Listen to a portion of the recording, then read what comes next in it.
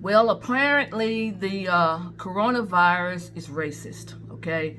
We've been hearing for a couple of weeks the narrative that, the coronavirus is racist. And it really has taken off this past week, not last week, but this week, because the governor of Georgia, Governor Kemp, is just saying he's going to reopen his economy. Now, he's gotten a lot of backlash from people, and even President Trump said something about it last night. And the reason for his backlash is because they're saying that the cases in Georgia have not peaked yet. So obviously there's a health issue there. There's, people are worried about it spreading even faster, and whatever. So I don't have any problems with people pushing back for health reasons or for whatever reason. Okay, but I do have a problem when there's a narrative being put forth that's ridiculous. Now, we know for a fact that more black people have contracted this coronavirus, and they have also a higher death rate. Okay, but why is that? Okay, so they have been given the reason. We've been given the reason why, and it's obesity, health issues, obesity, diabetes, and hypertension, and heart disease. Those are the things that are prevalent in the black community. Okay, so those are the facts. So my problem is nobody is addressing that. What the race baiters and the Democrat leaders and all these so-called black pastors are addressing is lack of health care. Okay, now, a lot of these health issues can be carried down through the family, heredity.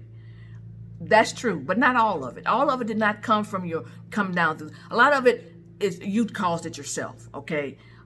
Not eating right, not exercising. Those are things that we ourselves have to do to take care of ourselves, but that's not being addressed. They are claiming it's lack of health care, okay? To me, I say this, it's not lack of health care, it's lack of self-care. Because even if you have health care is only gonna treat your illness. That's it, it's not gonna cure it. Doctors are not in the business of curing anything. They're in the business of treating you. So it's your job not to even get it to begin with. You can avoid, okay? You can avoid high blood pressure. You can avoid diabetes and all that. Because all you have to do is eat right and exercise, some kind of exercise. And I know when you get older, it's more difficult, but these are young people.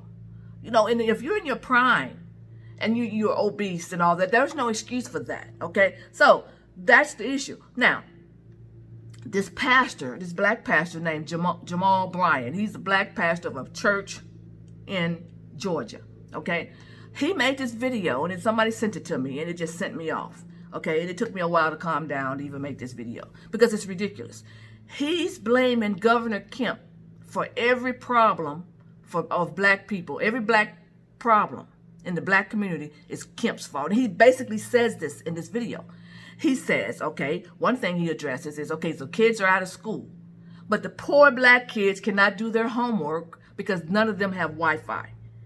That's Kemp's fault. And he says, if these kids can't do their homework, they will not, they'll be passed on to the next grade. They will not get a good education. And then they'll end up in prison because poverty, when you're poor, that's where crime usually takes place. And all of that is Kemp's fault. He said this in this video. You're responsible for these kids ending up in prison because you are not giving them an adequate education simply because you won't give them some internet access. Okay, that's Kemp's fault. But then he goes on to talk about the cases with the coronavirus and the black people.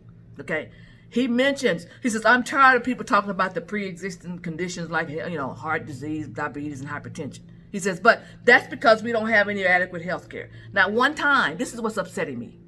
Not one time did he blame black people for anything.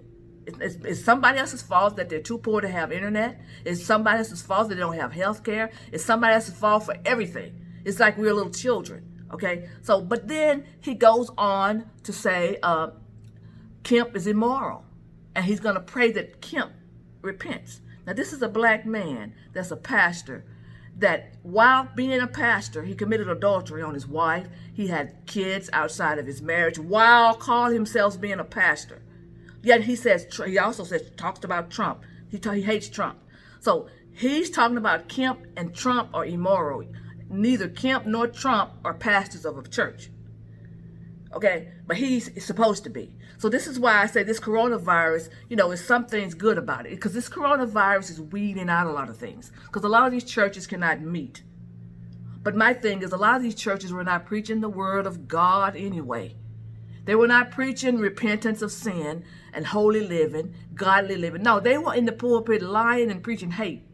A lot of these pastors preaching hate against the president. And what good is that doing? That's not what you go to church for. So for some of these churches not to be able to meet, good, because they weren't serving the purpose and they were not working for God. They were up there, preaching hate. And he even said, and I'm going to follow the rules, and we won't be meeting in church. It's going to be a while before we meet again in church. Okay, well, you're still preaching the same hate on the video that you preach in your pulpit. Okay, so, but my thing is this, listen. They also talk, this is another thing, I thought of this. They say, because black people, a lot of black people work in service jobs, like at the grocery stores and things like that. They come in contact with more, so that's why they're contracting the coronavirus more. Okay, but first of all, black people aren't the only ones that's working in these jobs. Okay, you got white, Hispanic, and Asians. So you're telling me that the coronavirus is, and when they come into that grocery store, the coronavirus skips over all of those people and comes straight to the black people? The coronavirus passes over the white cashier and goes and grabs the black cashier. The coronavirus passes over the Hispanics, shelf stocker, the stockers in the stores, which are very important people right now. Every time I go in Walmart, I thank everybody in there. I say, thank you so much, because those people are working hard. Okay, I'm not putting those jobs down. I've been a stocker. I've worked Walmart. I worked delis and grocery stores. I worked Wendy's. I worked Pizza Huts. I worked any job to make a living. But my thing is this: what they're looking over is, okay, yes, all right. So you're saying because more black people work service jobs, then they're going to get the coronavirus. But okay, but why are most black people working working the service jobs? How come that's not being addressed? Okay. Why is that? I'll tell you. Because those jobs are unskilled jobs. Okay? So if more black people are working unskilled jobs, whose fault is that? Again, I'm not putting those jobs down, but it requires education to get a better job.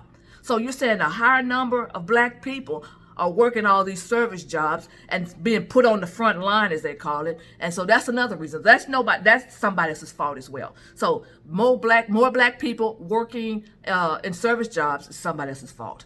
The fact that more black people have all these health issues is somebody else's fault. And then the fact that these poor black kids don't have internet in their home, that's somebody else's fault. We're not taking the responsibility for anything. And that's what's upsetting me the most.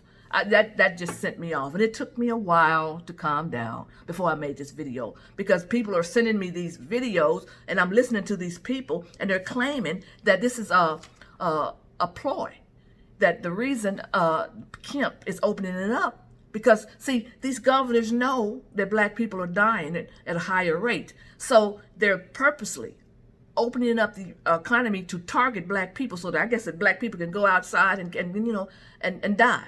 The survival of the fittest would, just take over. It's natural course. But that's ridiculous. I'm serious. Someone sent me a video of a woman basically saying that.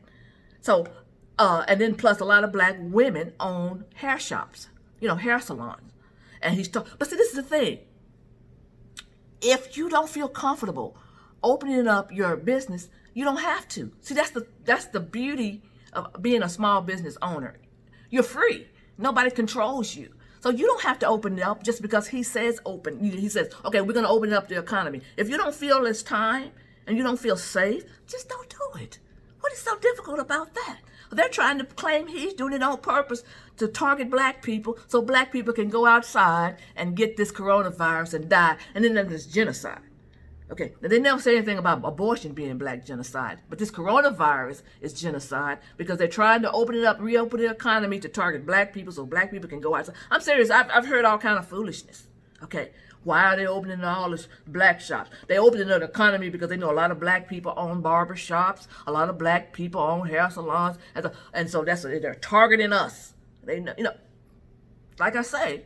You don't even have to go outside if you don't want to. You don't have to open your business if you don't want to.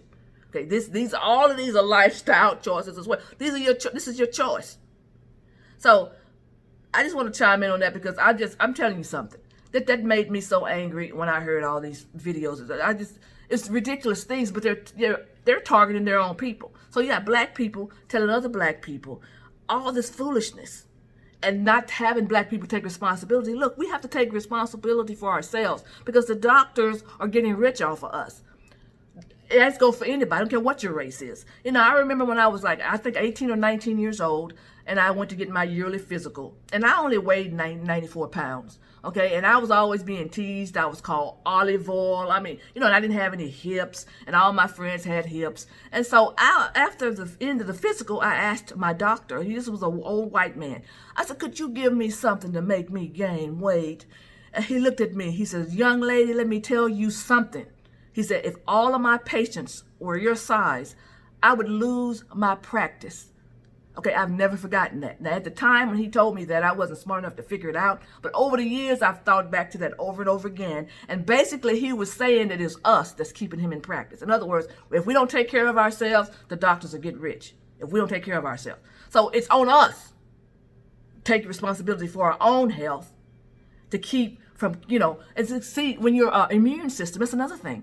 Even if you catch the coronavirus, if you have a strong immune system and you're a healthy person, you're not going to die. 98% of people that catch this virus do not die. The ones that are dying are elderly people and people that have health issues. So if a lot of black people are dying, what is that saying? That's saying that we need to get our health in line. You know, do something. Like, ever since I've been working from home, I've been preparing my own meals. I don't go to any restaurants anymore. I drink orange juice every morning. I have grapes. I'm eating grapefruit and grapes and bananas, and I'm preparing my own meals. And it may not look like it, but I've lost some weight because I put my watch on and it almost fell out of my wrist. I have to get some more links taken out of it. I go for walks every evening. So I'm healthier just been in lockdown. Even though I can't wait, you know, we're opening back up here in Texas, thank God. But I'm not going to give the doctor all my money. I'm not going to do it.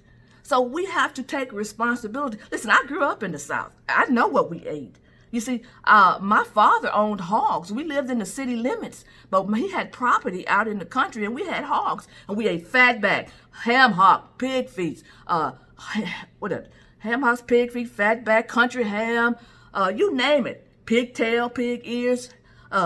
We ate these meals. We ate these kind of foods all the time, just about every meal. It wasn't like a special meal. Chitlins, you name it. So I know what people eat. I know what my people eat. So we're going to have to eat. Now, I haven't eaten that stuff in years because I've grown up. And I was a kid eating all that stuff. But the thing is, that's what a lot of people are still eating in the black community. And we cannot keep blaming everything else for our problems. We got to take care of ourselves. It's just that simple. So I just wanted to say the coronavirus is not racist. It's an equal opportunity disease, virus, and we're going to have to take care of ourselves if we want to survive this. Have a blessed day.